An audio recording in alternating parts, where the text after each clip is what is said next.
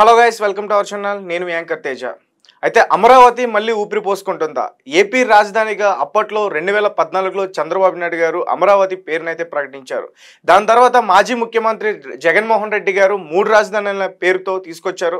కానీ అవేమీ పూర్తవ్వలేదు. మరి అసలు ఇప్పుడు ఆంధ్రప్రదేశ్కి రాజధాని అమరావతి పూర్తులు స్టార్ట్ చేశారని చెప్తున్నారు. అది డెవలప్ అవుతుందా? ప్రజలందరూ చాలా కన్ఫ్యూజన్లో ఉన్నారు. వేరే రాష్ట్రాల్లో పనులు చేసుకుంటూ వలస వెళ్ళిపోయిన ప్రజలు మళ్ళీ తిరిగి ఆంధ్రప్రదేశ్కి వస్తారా? ఇవన్నీ కూడా మనతో పాటు డిస్కస్ చేయడానికి సీనియర్ జర్నలిస్ట్ జగదేవ్ గారు ఉన్నారు. ఆయన అడుగుదాం. సార్ నమస్తే అండి. నమస్తే. సో చంద్రబాబు నాయుడు గారు అసలు ఆంధ్రప్రదేశ్కి అమరావతి రాజధానిగా ఉండాలని చెప్పి ఎందుకు ఎంచుకున్నారంటే వాస్తవానికి రాజధాని ఎప్పుడు ఎక్కడ ఎలా పెట్టాలనే దాని మీద 2014 ముందు చాలా తర్జనభర్జన జరిగాయి. ఇప్పుడు కాదు, అంటే తెలంగాణ ఉద్యమం ఉవ్వెత్తున లెగిసినప్పటి నుంచి కూడా కేంద్రం తెలంగాణ ప్రకటించదా? ప్రకటిస్తే ఆంధ్ర పరిస్థితి ఏంటి? ఆంధ్ర రాజధాని ఏంటి? జనరల్గా ఆంధ్ర రాజధాని అని కాకపోయినా అందరి దృష్టిలో మీరు ఒకసారి పాత వాళ్ళ తరం వాళ్ళని కదిలిస్తే ఆంధ్రప్రదేశ్ కూడా మద్రాసు రాష్ట్రం కింద ఉండేది. ఓకే, మద్రాసు రాష్ట్రం అందుకు సౌత్ ఎవరి నుంచి నార్త్ ఎవరు వెళ్ళినా మద్రాసి అనేవారు. సో అటు కేరళ కానీ కర్ణాటక కానీ తమిళనాడు ఆంధ్ర ఇవన్నీ కలిపి ఒకటే మద్రాసు ఉండేది. ఇండస్ట్రీలు కూడా అక్కడే ఉండేవి, ఫిల్మ్ ఇండస్ట్రీ కూడా అక్కడే ఉండేది. కాకపోతే తెలుగు వారికి వచ్చేసరికి మద్రాస్కి ఇక్కడ సెకండ్ ఆప్షన్ ఏదంటే బెజవాడ పేరు ఎక్కువ చెప్పేవారు. అఫ్కోర్స్ దాన్ని విజయవాడ అంటున్నాం. అంటే ట్రాన్స్పోర్ట్ పరంగా కానీ లేబర్ పరంగా కానీ లారీలు పరంగా అన్ని పరంగా కూడా చిన్న స్మాల్ స్కేల్ ఇండస్ట్రీ ఇవన్నీ కూడా బెజవాడ అనేవారు. ఒకప్పుడు ఆ ఫిల్మ్ ఇండస్ట్రీ కానీ అది కూడా సెకండ్ ఆప్షన్ కింద బెజవాడే ఉండేది.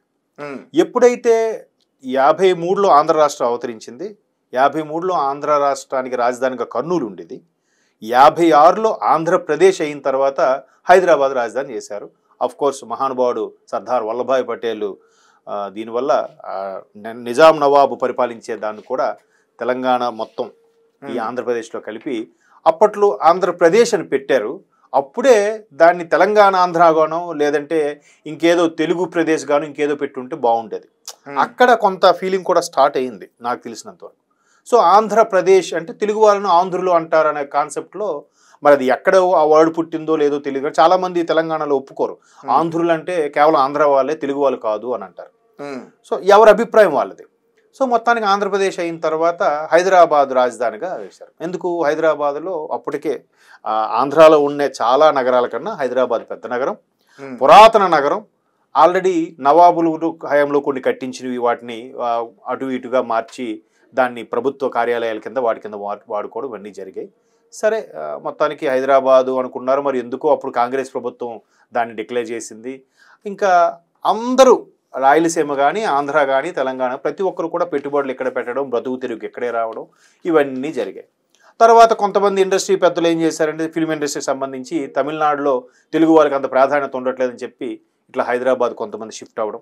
ఇక్కడ అక్కినే నాగేశ్వరరావు గారు కానీ లేదంటే సారథి స్టూడియోస్ ఆయన కానీ ఇట్లాంటి వాళ్ళు మెల్లమెల్లగా స్టూడియోలు ఇక్కడ స్టార్ట్ చేసిన తర్వాత మెల్లమెల్లగా ఇండస్ట్రీ వచ్చింది. తర్వాత రామోజీ ఫిల్మ్ సిటీ లాంటి మహా స్టూడియోలు కట్టిన తర్వాత పూర్తి స్థాయిలో ఇండస్ట్రీ హైదరాబాద్ షిఫ్ట్ అయిపోయిన తర్వాత ఇంకందరూ హైదరాబాదు ఇది కానీ చేశారు.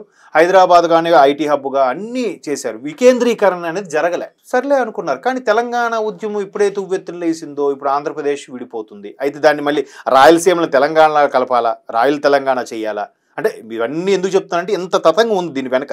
అంటే అమరావతిని ఎందుకు చూజ్ చేసుకోవాల్సి వచ్చింది దాని గురించి చెప్తున్నా. ఇక మరి తెలంగాణకు విడిపోయినప్పుడు తెలంగాణకి రాయలసీమను కలపాలా, రాయల తెలంగాణను కలపాలా. రాయల తెలంగాణను కలిపినప్పుడు రాయలసీమలో కొంత డిమాండ్ ఏం చేశారంటే మనకి కనీసం సముద్ర తీర ప్రాంతం ఏదో ఉండాలి కదా, నెల్లూరును ఒక్కటి మాతో కలిపి రాయల తెలంగాణగా చేయండి అని చెప్పి ఇంకొంతమంది డిమాండ్ తీసుకొచ్చారు. నెల్లూరు వరకు ఒక్క నెల్లూరు జిల్లా కలిపిన తెలంగాణ రాష్ట్రానికి ఏదో ఒక దాన్ని ఏమంటారు సముద్ర తీరం అనేది కలిసి వస్తుంది కదా అని ఒక హార్బర్ ఏదో తయారు చేసుకోవడంకో something whatever it may be. So అలాగే లేదు నెల్లూరు మళ్ళీ కోస్తా తీర ప్రాంతంలోకి వస్తుంది, అది మేము ఒప్పుకోమని చెప్పి ఆంధ్రులు రకరకాలుగా అయింది. మొత్తానికి అవే వద్దురా బాబు మా తెలంగాణ మాకు ఇవ్వండి అని చెప్పి వీలు కావడం, అటుపక్క సమైక్యం చేసినా కూడా పూర్తి స్థాయిలో ప్రతిఫలించలేకపోవడం, మొత్తానికి తెలంగాణ ప్రకటించాక అందుకే చాలా సందర్భాల్లో నేను చెప్పిన అంశం ఏంటంటే భారతదేశంలో ఏర్పడిన 29వ రాష్ట్రం ఏది అంటే నా దృష్టిలో ఆంధ్రప్రదేశ్. ఎందుకంటే తెలంగాణ అని అందరూ అనొచ్చు, తెలంగాణకు అన్నీ ఉన్నాయి, రాజధాని ఉంది, అంటే విడిపోవడం రాజధానితో విడిపోయింది. కాకపోతే రాజధాని 10 ఏళ్ళ వరకు ఉమ్మడి రాజధానిగా వాడుకోవచ్చు అని చిన్న క్లాజ్ ఏదో పెట్టినట్టున్నారు. అది మొన్న జూన్ 2తో అది కూడా అయిపోయినట్టు. సో ఇట్లా మొత్తానికైతే ఇప్పుడు ఆంధ్రప్రదేశ్కి రాజధాని లేదు. ఏంటి అప్పుడే 2014లో బైఫ్రికేట్ అయిపోయిన తర్వాత తెలంగాణ సెపరేట్గా ముఖ్యమంత్రి అయ్యారు. ఆంధ్రప్రదేశ్కి ఎవరు ముఖ్యమంత్రి అవుతారు? జగన్మోహన్ రెడ్డి గారు అప్పుడే జైలు నుంచి వచ్చి విపరీతంగా పాదయాత్రలు అవి ఇవి చేసినా కూడా జగన్మోహన్ రెడ్డి అనే వ్యక్తిని ప్రజలు నమ్మలేదో, లేదంటే ఈయనకి పరిపాలన అనుభవం లేదు కాబట్టి పరిపాలన అనుభవం అండ్ మోర్ ఓవర్ చంద్రబాబు అనే వ్యక్తి good administrator, good visionary person అని ప్రజల్లో బాగా నమ్మారు. చంద్రబాబు గారికి పట్టం కట్టారు. సో ఆయన అనుకున్నట్టుగానే కాంగ్రెస్ ప్రభుత్వం ఉన్నప్పుడు కూడా ఎలా అంటే ఒంగోలు దగ్గర ఎక్కువ ప్రభుత్వ స్థలం ఉంది, అక్కడ పెడితే బాగుంటుంది, చాలామంది నాయకులు కూడా అక్కడ ల్యాండ్లు కొనుక్కున్నారని కూడా వార్తలు వచ్చాయి. దాంట్లో వాస్తవం ఎంత ఉందో తెలియదు. కానీ అప్పుడే ది గ్రేట్ సచిన్ టెండూల్కర్ లాంటి వాళ్ళు కూడా నెల్లూరు దగ్గర ఒంగోలు దగ్గర ప్లేసులు కూడా కొన్నారు, జాగాలు కొన్నారు అని చెప్పి మరికొద్దిగా రియల్ ఎస్టేట్ భూమి పెరగడం ఇవన్నీ జరిగాయి. అనూహ్యంగా చంద్రబాబు గారు ఏం చేశారంటే ఇప్పుడు రాయలసీమ కర్నూలు అనంతపురం చూస్తే అటు ఆల్మోస్ట్ ఆల్ కర్ణాటక బార్డర్ అది. అక్కడ రాయలసీమలో అందరూ మ్యాక్సిమం ఏది అవసరమైనా, ఏది హాస్పిటాలిటీకి సంబంధించి కానీ, చదువులకు సంబంధించి కానీ, ఉద్యోగాలకు సంబంధించి కానీ అటు బెంగళూరు వెళ్తారు, లేదా చెన్నై వెళ్తారు, హైదరాబాద్ రారు. రాయలసీమ ఆ బార్డర్ వాళ్ళు ఎక్కువగా, అంటే నేను అబ్జర్వ్ చేసింది. సరే ఇటు వైజాగ్ పెట్టాలనుకోండి క్యాపిటల్, వైజాగ్ పెట్టాలంటే వైజాగ్కి విజయనగరం మధ్యలో స్థలాలు ఉన్నాయి కానీ పూర్తి స్థాయిలో ఎంత స్థలం లేదు. అండ్ మోర్ ఓవర్ అంత ఎక్విజిషన్ చేయడానికి ఛాన్సెస్ తక్కువ. ఎందుకంటే విశాఖపట్నం కానీ కొన్ని ఈ ఉత్తరాంధ్ర ఏవైతే ఉన్నాయో ఈ మహానగరాలన్నీ కూడా తూర్పు కనుమలకి తీర ప్రాంతంగా మధ్యలో ఉన్నాయి. తూర్పు కనుమలు అంటే ఐడియా ఉంది కదా మీకు, ఇండియా మ్యాప్కి మనకి తూర్పు కనుమలు ఇలాగ ఉంటాయి, పశ్చిమ కనుమలు ఇలాగ ఉంటాయి. ఇవన్నీ కలిసిన దగ్గరే నీలగిరి కొండలు ఏమో అంటారు సంథింగ్, అందులోనే ఆ ఎండింగ్లోనే ఊటీ ఎక్కడో అంటారు, నాకు కరెక్ట్గా ఐడియా లేదు. సో ఈ తూర్పు కనుమలకి తీర ప్రాంతం మధ్యలో ఉండి విశాఖపట్నం, ఈ శ్రీకాకుళంలో కొంత ప్రాంతాలు, విజయనగరం జిల్లాలో కొంత ప్రాంతాలు ఉన్నాయి. సో అక్కడ తీర ప్రాంతం ఒకవైపు అడ్డు అయిపోవడం వల్ల ఎంత ప్లేస్ వరకు ఆక్యుపై చేయగలరు, ఎంతవరకు గవర్నమెంట్ ల్యాండ్ ఉన్నా కూడా ప్రైవేట్ స్థలాలు ఎంతవరకు తీసుకోగలరు? ఇంకా ఆప్షన్ లేదు. ఉన్నది ఒకటే ఆప్షను ఇక్కడ విజయవాడ, అదే మంగళగిరి, అమరావతి, ఏదైతే ఇప్పుడు అమరావతికి రీజన్ అన్నారో అక్కడ ఎక్కువ స్థలం ఉంది. ఎంత స్థలం ఉందంటే నాకు తెలిసి 30,000 ఎకరాల వరకు ల్యాండ్ ఎక్విజిషన్ చేశారట, అది కూడా ఒప్పించి. సో ఇంకా అదొక్కటే ఆప్షన్ ఉంది కాబట్టి అమరావతిని ఒప్పుకున్నారు. అమరావతిని చేద్దామని ఎప్పుడైతే తలంపు వచ్చిందో దానికి తర్వాత కొన్ని శాస్త్రాల్లో కూడా కొంతమంది వేద పండితుల్ని, అలాగే కొంతమంది సినిమా దర్శకులను కూడా, రాజమౌళి లాంటి వ్యక్తులను కూడా కన్సల్ట్ చేశారు కదా, గుర్తుందో లేదు మీకు, తీసుకొచ్చి చూపించి దీన్ని అమరావతి విశ్వనగరంగా తయారు చేయాలంటే ఏంటి, ఎలా డెవలప్ చేయాలి, ఎలాగా రోడ్లు డిస్కషన్ చేస్తే ఎలా బాగుంటుంది. ఎందుకంటే రాజమౌళి ఒక విజన్తో, ఇప్పుడు ఆయన డైరెక్టర్ అయినంత మాత్రాన ఆయన గ్రాఫిక్ చేయకపోవచ్చు, కానీ నాకు ఇది ఇలా కావాలబ్బా, ఇది ఇప్పుడు బాహుబలి సినిమా ఉంది, ఇక్కడ ఈ కోట ఇలా కావాలి, ఇక్కడ రోడ్స్ ఇలా ఉండాలి అని ఒక విజనరీతో చెప్పి చేయించుకునేదే కదా అదంతా గ్రాఫికల్గా అయినా. సో ఇక్కడ కూడా మీరు ఎలా చేస్తే బాగుంటుంది అని ఆయన సజెషన్ తీసుకున్నాడు. చాలామంది దాన్ని ఏమంటారు, హార్టికల్చర్స్ వాడిని, తర్వాత ఈ కన్స్ట్రక్షన్ సంబంధించిన వాళ్ళని కలిశారు, చాలా ఇన్ఫ్రాస్ట్రక్చర్స్ ఉన్న పెద్ద పెద్ద కంపెనీలకు కూడా పిలిపించి ఎట్లా అయితే బాగుంటుందో కూడా చంద్రబాబు గారు చేయించారు. సో ఎంతమందికి కూడా ల్యాండ్ ఎలా ఇచ్చారు అంటే కొంత ఒప్పందం, ఇన్నేళ్ళు లీజుకను, లేదంటే మీకు ఇస్తే మీకు ఉపాధితో పాటు మీరు ఇక్కడ కొంత వేరే దగ్గర కొంత ల్యాండ్ ఇస్తామను, మీరు అక్కడ ఇల్లు కట్టుకోవడానికి ఇస్తామను, లేదంటే మీ పిల్లలకు ఉద్యోగాలను, ఏదో మొత్తానికి చంద్రబాబు నాయుడు గవర్నమెంటు చాలా తలనొప్పులు, చాలా ఇబ్బందులు పడి మొత్తానికి వాళ్ళందరికీ ఒప్పించింది. ఒకరు ఇద్దరు కాదు, 30,000 ఎకరాల ఎక్విజిషన్ అంటే కనీసం 30,000 మందైనా ఉండరా, రైతులు ఉంటారుగా. ఎందుకు అంత గత ప్రభుత్వంలో ఈ సుమారుగా ఈ 5 ఏళ్ళ పాటు 365 × 5 వేసుకోండి, ఎన్ని రోజులు కూడా అక్కడ ధర్నా చేస్తూనే ఉన్నారు కదా అమరావతి రైతులు. సో వాళ్ళందరూ కూడా ఎందుకు అంత ఇదైపోయారంటే, ఇంత మేము చేసి మేము ఏదో ఆశించి, ఎవడైనా అంతే కదా, పెడతాడంటే ఎవరికైనా ఆశ. మా ప్రాంతంలో రాజధాని అయితే మా భూమిని వాళ్ళకి ఇచ్చినందుకు, మాకు దాని పక్కనే మాకు వేరే ప్లేస్ ఇస్తే అక్కడ మేము ఇల్లు కట్టుకుంటే, రేపు పొద్దున రాజధాని అయితే మా పిల్లలు ఎక్కడే సెటిల్ అవుతారు అని ఎవరి స్వార్థం వాళ్ళకు ఉంటుంది. మొత్తానికి అట్లా ఎన్ని వేల మంది రైతులకి చంద్రబాబు గారి ప్రభుత్వం ఒప్పించి అమరావతిని డిసైడ్ చేశారు. అది కూడా ఎందుకు, అమరావతి నథింగ్ బట్ విజయవాడకు ఆనుకునే ఒక మహానగరం తయారు చేద్దామని. ఇక్కడ వాళ్ళు చెప్పే కాన్సెప్ట్ ఏంటంటే హైదరాబాద్ ఉమ్మడి ఆంధ్రప్రదేశ్ ఉన్నప్పుడు హైదరాబాద్ తర్వాత వెల్ ఎస్టాబ్లిష్డ్ సిటీ ఏదైనా ఉందంటే వైజాగ్, విజయవాడ, తిరుపతి, తర్వాత ఒంగోలు, నెల్లూరు. ఇంకోటి విజయవాడ పక్కన గుంటూరు కూడా ఉంది. ఇంకో అద్భుతమైన విషయం ఏంటంటే ఒక పెద్ద నగరం పక్కన ఇంకో దగ్గరలోనే ఒక 20-30 కిలోమీటర్లు ఇంకో మహానగరం తయారవడం అనేది చాలా అరుదు. ఎందుకంటే విజయవాడ అంత పెద్ద నగరం పక్కనే మళ్ళీ గుంటూరు కూడా అదొక పెద్ద నగరం. పర్టికులర్గా మీరు చూస్తే విజయవాడ కన్నా విస్తీర్ణ పరంగా గుంటూరే పెద్ద ఉంటుంది నాకు తెలిసి.